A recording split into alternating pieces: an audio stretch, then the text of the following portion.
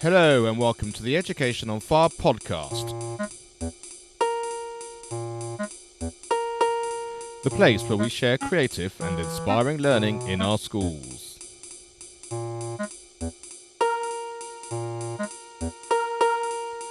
Season 2, Episode 11.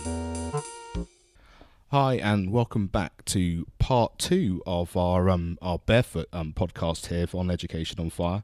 I'm now joined by Simon Vaughan Long. Thanks very much for joining us. And can you give us a little bit of background about yourself? You're a volunteer who actually delivers some of the workshops for Barefoot. But can you give us a bit of background about your professional side as well, and how important that is to the volunteer side of Barefoot, or whether it's not, and just sort of how the whole thing sort of fits together a little bit? That's fine. I joined BT about 6 years ago now, and I'd had a history in IT development for about 20 years before that. So it's a bit of a passion close to my heart. And joining BT, there's a program whereby they encourage you to volunteer. And there's many different things you can do, from doing telethons in the BT Tower and so forth. I've done a few of those. And Barefoot came on board just after the curriculum changed a couple of years ago. And because I've got two not so young boys now, that they grow up very fast, and I've got an interest in IT, this whole idea about the change in the curriculum and having IT and having the computing element to it and understanding how that fits in and the new words to be involved, I thought I could give something back. I've got an interest there, especially with my boys, even though they're in secondary school now. I wanted to marry those two up and thought I've got a bit of a passion for this.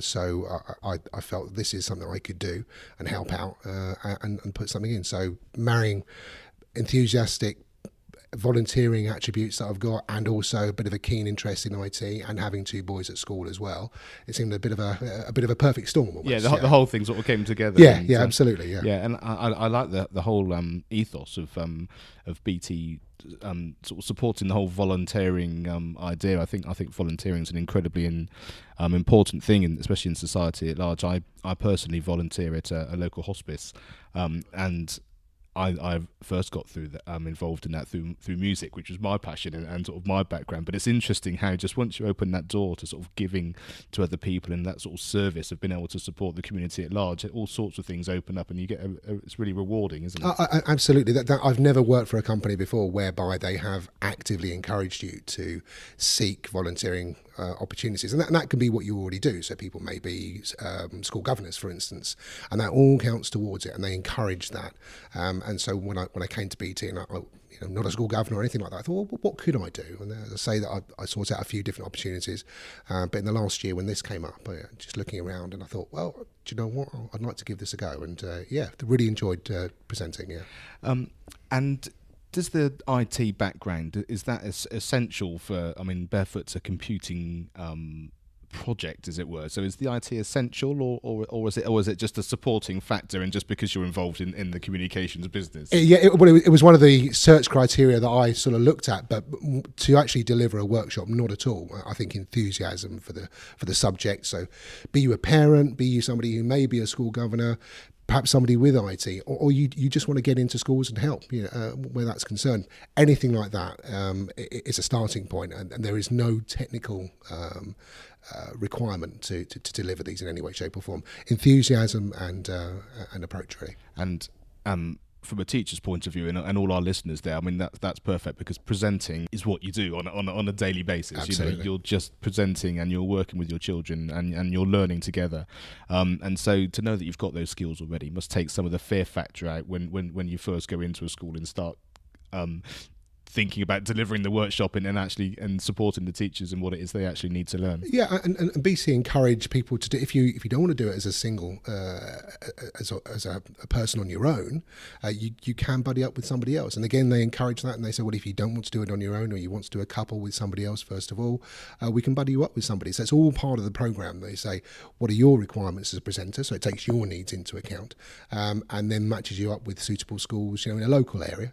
And if you need somebody as a bit of support, you want to do it as a group, then that's absolutely fine. So yeah.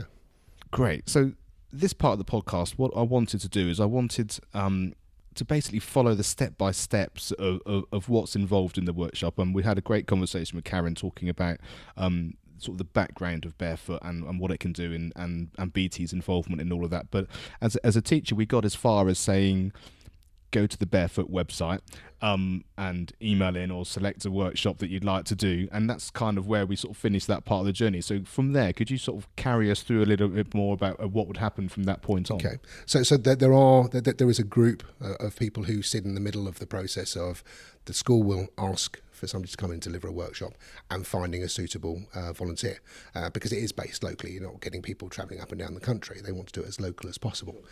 So if there is something in an area that I can travel to, then I'll be contacted by that central team in Barefoot, and they'll say, we have something, are you available to do it? And sometimes you simply can't do it, but it's good having a number of people there. They can spread the load somewhat, and I'll say, yeah, absolutely, I'm happy to deliver it, and they'll give you perhaps one or a number of dates that the school has specified. So the school will turn around, and it could be as part of a weekly meeting the school may have, and they say, can we deliver it during this time when we'll have all the teachers together? And they'll specify those dates, and we'll come to a mutually agreed date to say, yep, I'll come in on that particular date and time, and everything will be set up. So once that's agreed, so you can contact the school directly once you've got their email and just introduce yourself. There will be a set of documents, so packs, learning packs that all the teachers will have at the end. So they can take all this material away, and they'll be delivered directly to the school, so that when I arrive as a volunteer, I really don't bring anything apart from perhaps a memory stick with the presentation, just in case they don't have it. I'll plug that into a laptop or PC, whatever it is, presenting what we need to present, but all the material will be sent directly to the school, so I haven't got to carry it around and mislay anything. And if it isn't there, then obviously they can contact Barefoot themselves. So once that communication, once that first contact's been made, and we agree a date, then everything's set up through Barefoot, and I'll turn up on the day ready to present to the teachers. What I really like about that is the fact that the teachers and the schools have got the support in whichever way they want to do it. So like you said, it can be individual, it could be a whole school thing. I guess it can be a cluster thing where you get teachers from different schools and sort of make that work as best they actually can. And I think anything which just feels supportive is just a great first step, isn't it? Just sort of making everyone relax before you even start to deliver what's actually involved. Yeah, it's an environment that they all know. It's all done at the school, so there's nothing that they're having to find their way around at the end of a busy day. We'll go in, appreciate that it is at the end of perhaps what might have been a busy time for them, but they don't have to go anywhere. It's set up in their environment so that they can feel at ease, as you say. And it's nothing else to think, I've got to do this, that, and the other. It's very much sit down, right, what can we take out of this session? Great. So from there, how does the workshop then develop? Is it a question of you standing up and presenting what they need to know, or is it hands-on, or what sort of activities? So there's a bit of both, really. So there is a set presentation to introduce the idea of Barefoot. So some of them may have turned up and they haven't been told everything about it. They say, this is what it's about, this is the reason why it's here, and saying what are the resources that are available, and giving them some demonstrations about the resources that are there. So it's split into two sides, two parts. The first part being these are resources to help the teachers understand the different parts of the curriculum. So there's different terms they may not be familiar with, and those are broken down for the teachers to gain access to, build on their understanding. They may have no understanding, they may have some, but it supports them in their learning, in their growth towards understanding what the IT curriculum, the computing curriculum requires. And then the second part is saying, so what do you have? What can we produce for you to take into the lessons? And there are lesson plans. There are lesson plans from the very beginning to say, what do you need to set up with? So what are the resources you require? Everything that needs to be downloaded can be downloaded directly, and having a look at how that progresses through, what you need to do during the session. There can be extension pieces to a work, so it's something that might want to do a little bit more. If they've finished the tasks at hand, there can be extension work there, but there's also supplementary material for those that might need a little bit more support. So we go through all of that, and there's parts of the presentation, but what we will do is we'll open up the website. So I have a login to the Barefoot's website, and we encourage everybody to register on that website. either beforehand or at the end of the session, say this is what we've got. So open it up so they can see it at hand and see what they can interact with. And it's very self-explanatory. There's lots of links backwards and forwards. So if you want to go in to understand what an algorithm is, you can supplement your understanding. We'll do this in the session, and then say, so what do I need to do? What lesson do I want to give tomorrow, perhaps? And it could be the algorithm is how do you make a piece of toast, and that will link in directly into a lesson plan on how do you make a piece of toast. So everything flows through. So you start off in a certain point that may be to supplement your understanding, and then say I want to deliver something along those lines, and you click through the links. Very, very simple, like very, very slick website to link all this together. Brilliant. And so can you just take us through that particular example? I really like that example. So the piece of toast algorithm. So in terms of presenting that and the teacher who's not quite sure how that is, how do you explain that, and how does that work? So the way that's introduced, so you have these new terms that teachers may not be aware of, one of which is algorithm, debugging, decomposition, all these things you may be thinking to yourself, what on earth's going on here? No idea what it's to do with. And we'll say, okay, an algorithm is broken down into this. This is how you define an algorithm. That's for the teachers to get to understand the concepts behind it. And from that perspective, you then say, okay, so I've now understand what an algorithm is. What can I introduce into the classroom to support that piece of work, to support that part of the curriculum that I want to get across, and you'll have at the bottom say, well, what resources are available to support this part of the curriculum, and it'll be breaking down into Key Stage 1, Key Stage 2.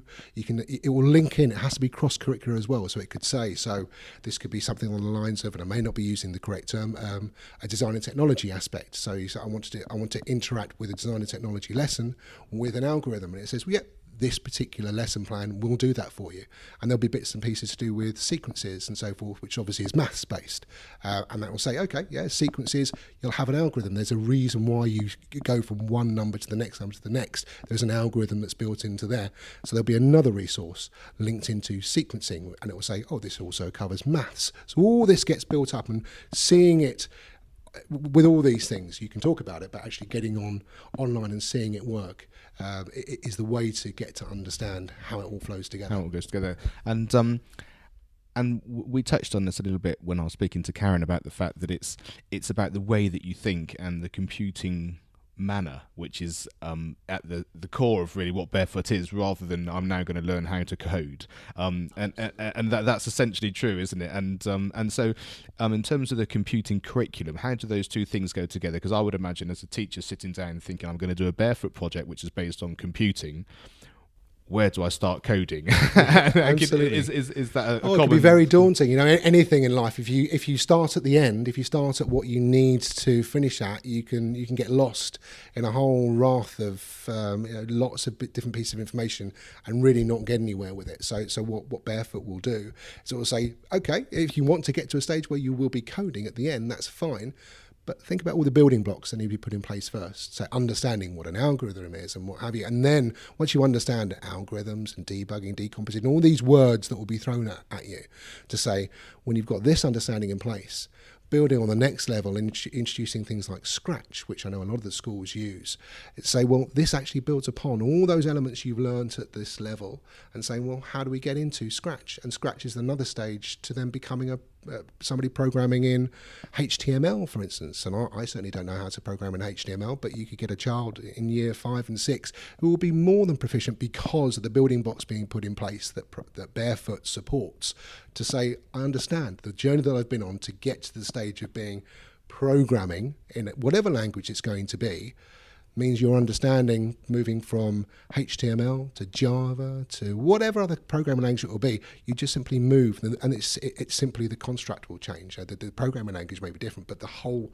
basis behind it will still mean I need to have an algorithm in place. I need to have something that I need to make sure I'm going to debug this correctly, for instance. So that building block, that structure being put in place from a very early age, from Key Stage 1, means that moving into later years in Key Stage 2 and doing programming really is a natural step and very well supported. And so from someone who's not, like myself, who's not delivering the curriculum in a school, because as I've mentioned before, music's my background, and my education side is much more general that, and specifically in terms of teaching music. So the computing side of the curriculum, how far into actually having to code do you do in primary school, or do you never quite get that far? Is it purely about the methods rather than the actual computing? There's a lot of building blocks in place to say this is how you get to the stage of perhaps programming, but there's many softer skills that you can learn from it, which are supported because it is cross-curricular. And that whole idea about being tech literate means you don't have to be a computer programmer, but understanding how things fit together in a technical world, and to become tech literate in that sense means that you don't have to be a programmer, certainly not. But at the end, in year 6, there are parts of the curriculum which will say, okay, get into some computing, get into some programming elements, and all of this supports that. But you don't have to be a programmer in any way, shape, or form towards it. But by the end of years 5 and 6, absolutely, the opening up to programming in different languages is very much open to any individual, any child who's got all these building blocks in place from Key Stage 1 onwards. And how does Barefoot sort of launch you into that? Is there sort of a natural progression of a child that's been using those sorts of skills in school, and they've been through the school's part of the Barefoot project, and they understand all of those things? Is there then a natural link into someone who says, actually, I'd quite like to use Scratch, or I'd quite like to start programming? Is there a quick hop almost into that world, or it's an understanding that all these things work together? So it's not a single pathway. There's many different parts to saying, understanding and reinforcing different parts of the curriculum which are computer terms. You're doing many different types of lessons, from English to maths to history, geography, and all the rest of them coming together. So it isn't a single route and a single path that you want to try and ascend. It's very much how do you put these things together? And do you realise that in Scratch you could actually build a program which would animate your Viking project, for instance, and you could make it work in a way that as a child, building upon what your knowledge will be, to come to an animated view of how the Vikings perhaps would gain access across the oceans and all the rest of it.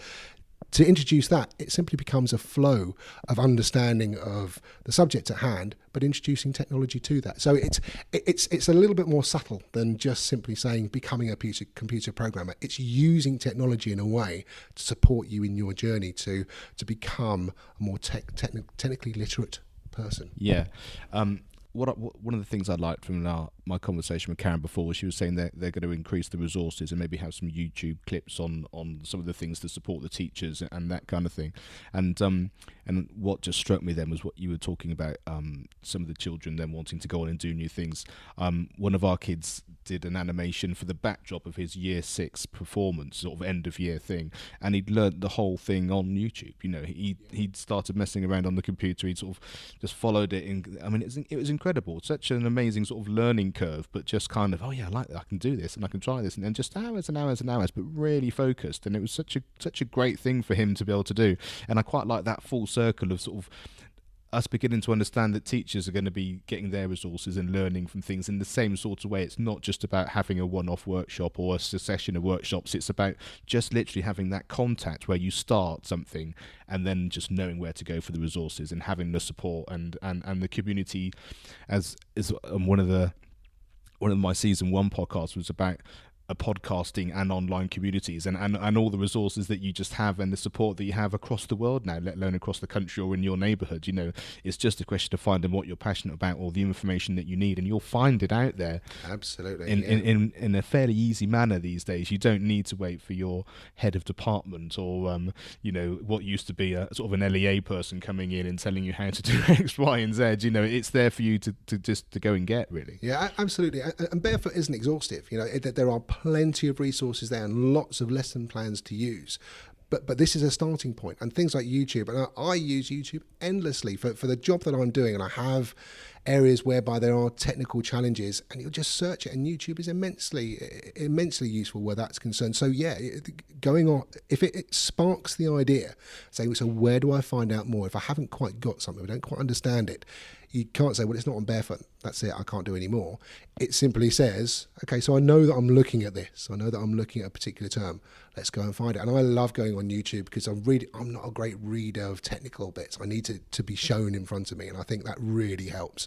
And I know there are a few Vimeo things for Barefoot to help you see somebody go through the process from front to end of picking up a lesson plan and saying, what do I actually need to do with it? And that's a teacher going through it. So it's not somebody who's never done it before. It's somebody saying, yeah, I know what I need to do with the lesson. This is how I've approached opening up the lesson plan and how I use it to support me from front to back. So yeah, it's very, very important. And I think that's it. It just takes the fear factor out, doesn't it? If you've seen someone do it and you literally do it step by step, then you think, well, I can at least copy it and see how it goes. And if it doesn't quite work, then I can find out the bit I didn't quite get, rather than just having a mirage of data or pages in front of you that you have to kind of work through to try and find the little bit that you need. What's the worst that can happen? Yeah, what appears on screen isn't what you expected it to be. And it may be a splurge of colour.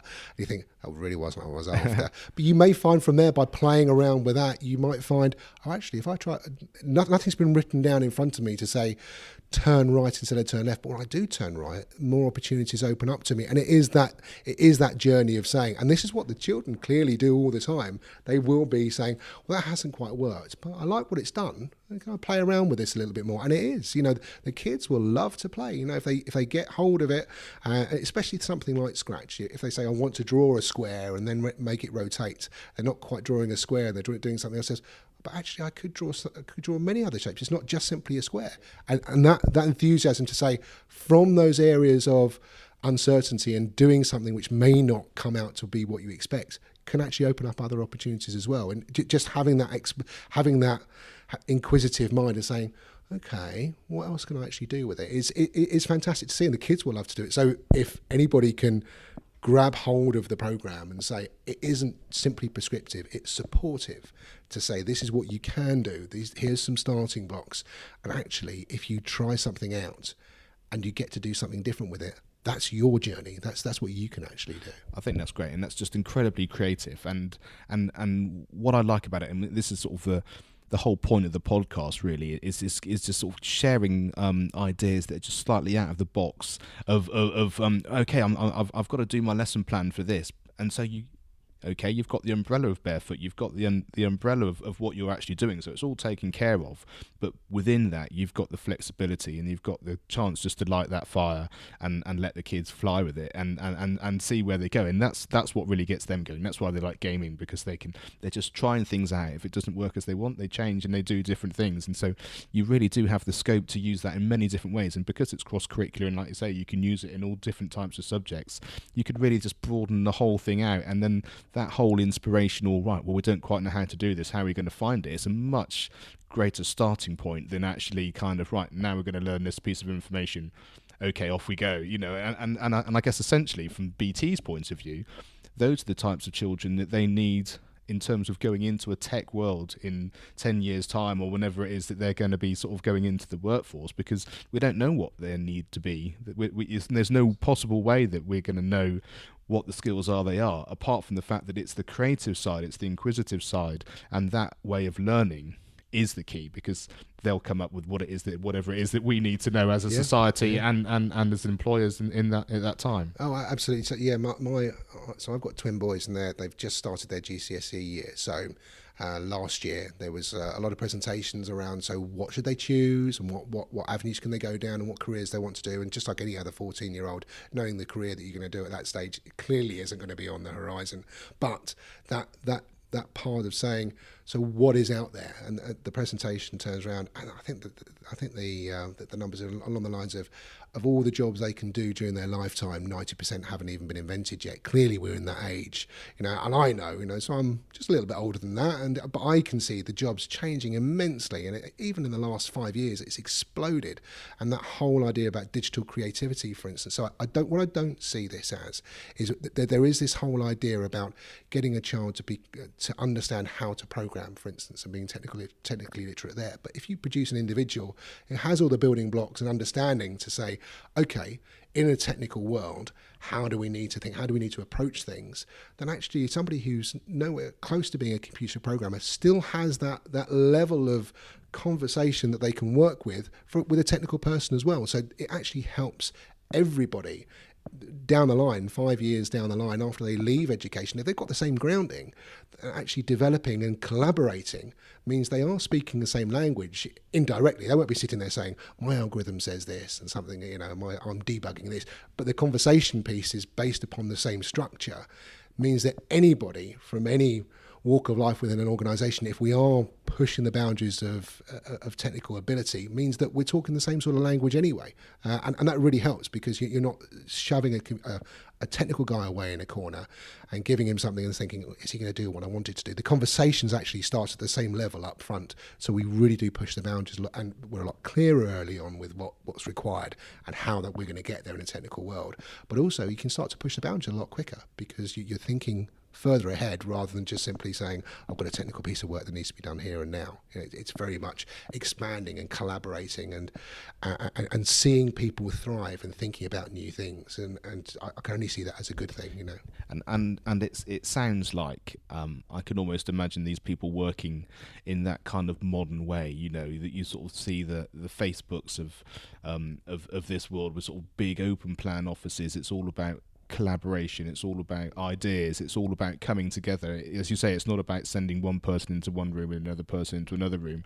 And so to even within the curriculum to have, now we're doing geography, or now we're doing this, or now we're doing that, and sort of compartmentalizing everything is just not the way that the world is in reality, and it's also not the way that it's certainly going and how it's going to develop, I don't think. So I think having all of those skills on board is just, it's certainly what I've heard when I went to the BT Tower as part of the tech literacy thing, was what we were hearing from businesses.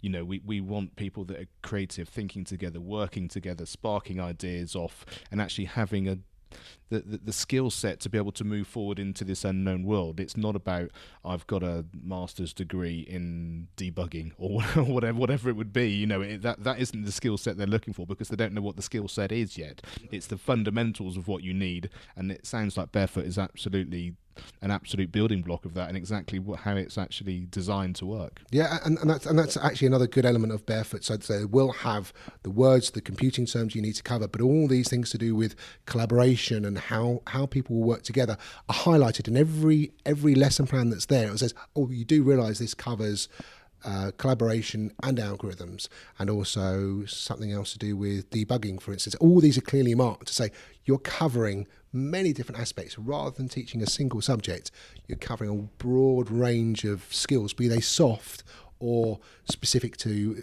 a task in hand. So that's really, you can see that working then. The moment you open it up, you can see, oh, I'm covering 5 different topics here, literally through one lesson. And it's the case of the teachers have lessons that they prepare and they deliver it already.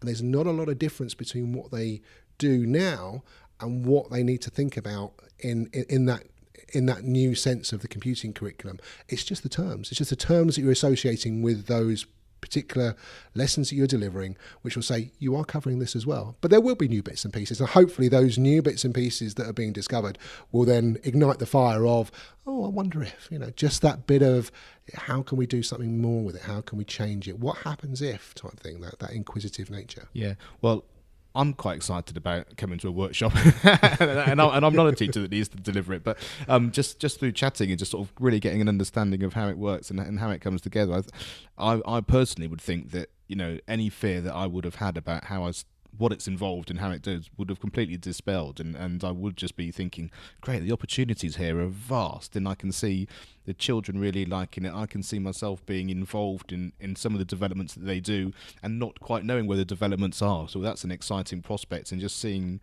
how that could expand throughout the school. And I think it must change the whole feeling and the ethos of the school, almost sort of from the inside out, because that creativity just sparks more creativity, doesn't it? Absolutely. I mean, pressures are high enough in environments whereby, say, something new, we're having to do something extra on top. But when the understanding is there to say it isn't something new, it's just it's an approach that introduces new ideas that perhaps wouldn't have been unlocked beforehand. And if that can inspire the individual to say, oh, right, I'm thinking about something new, then superb. I hope that everybody who comes to one of my sessions like yourself and goes out as inspired as that. And if you have the inspiration, then it will mean you will walk out of their door and then say, oh, I just want to find out more, because it is one of those things, as we were chatting earlier, if you get introduced to something and you don't use it for the next sort of 6 months, you'll be starting afresh, and you really won't get the full impact from it. If you can look at it in a way of saying, I am on a bit of a journey, it needs to understand new terms, but when it comes together, it's absolutely fantastic.